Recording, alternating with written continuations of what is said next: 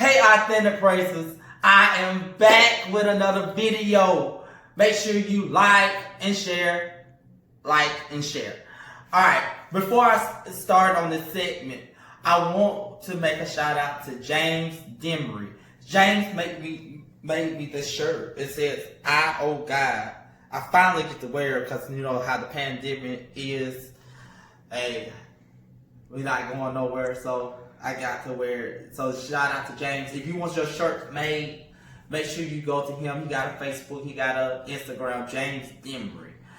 Love you, sir. But today, we are going to talk about how to have a successful choir and group. Either or. Everybody been asking me about how did you get AP to the way that they are now, the success and all that stuff. I'm about to bear it all. I'm about to give it all to you.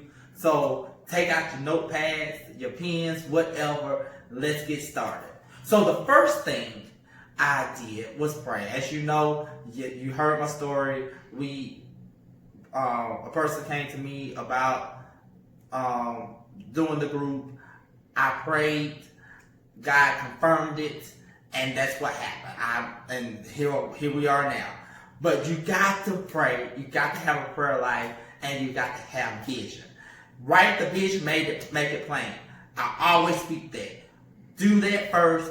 Set your standards.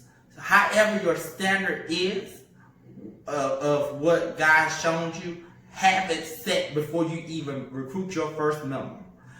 Set your goals, set where your 5-year goal is, set your 2-month goal, set all your goals. So that way when you get people to come in, you have it all there and the people can jump on board and go with you.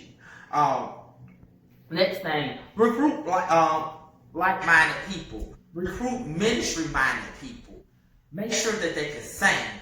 Make sure that they are going to be dedicated, because this is not the church choir. This is not choir number 2. Then where we go to choir rehearsal on Thursdays and we're going to spend about an hour in rehearsal and we're going to sing these songs on Sunday and they not up to par. We're not that ministry. So make sure that you recruit and make sure that they are like-minded, ministry-minded, dedicated, and they are willing to travel, because you want to travel a lot in this ministry. The next thing that you need to do is surround yourself with like-minded ministry leaders. People that have other groups, people that have other choirs. Get up under them. Learn from them. They said iron sharpens iron. So you can go to their rehearsals. There are times that I go and sit in other people's rehearsals. Not because I just wanted to see what they're going to sing.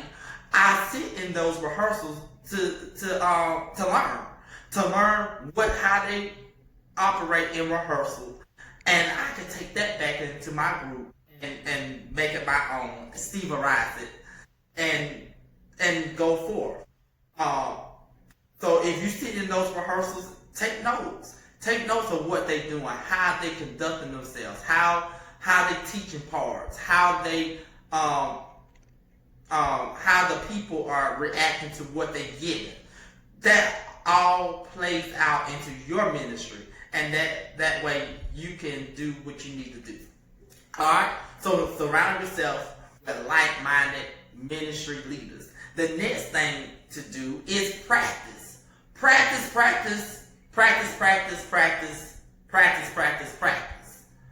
Again, like I said, this is not the church choir. This is not choir number 2. This is again a ministry. This is your traveling ministry. This is going to go. You're going to go all over the place. So you need to practice. When we first started, I know some of my members are going to get mad at me when I say this, but I'm going to say it anyway, because AP is going to help the other folks. So AP, don't get mad at me. So when we first got started with Authentic Praise, some of them came to rehearsal and thought that they was going to be that choir number 2. And after about an hour 15, they asked me, okay, is it time to go? No, it's not time to go. We got to get this song together. We got to get these songs, perfected. And that's why we need to practice.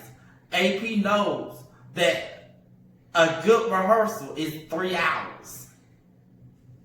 3. So anything above that, that's great. Anything under that, I'm being lenient because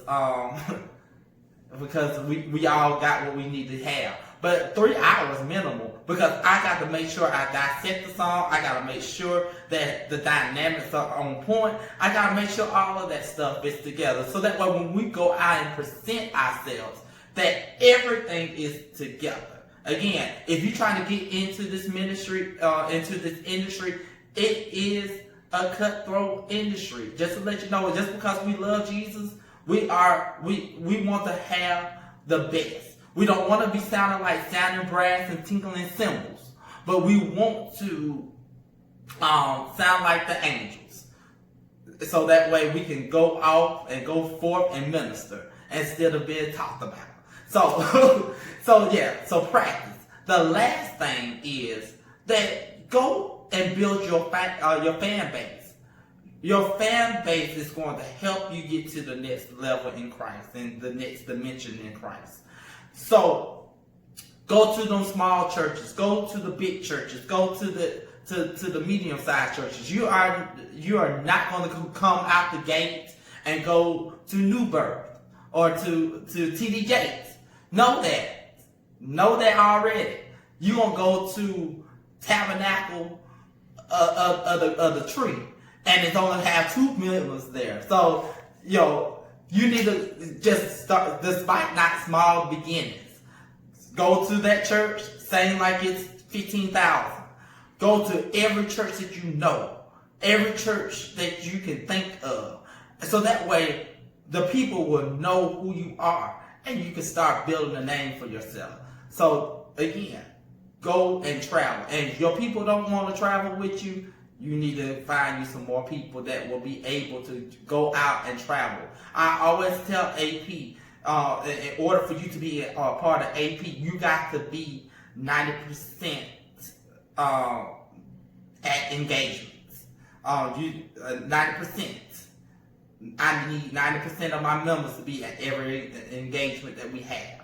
So, again, go out, minister, but those are the things that you need to have a successful group and or choir. If you like this video, please share it. Please share it and go out and buy and purchase How Great. And email me. If you have any questions about this, email me, inbox me, DM me, however. I'll be glad to help you. I'll be glad to answer any questions that you have. May God continue to bless you. Peace.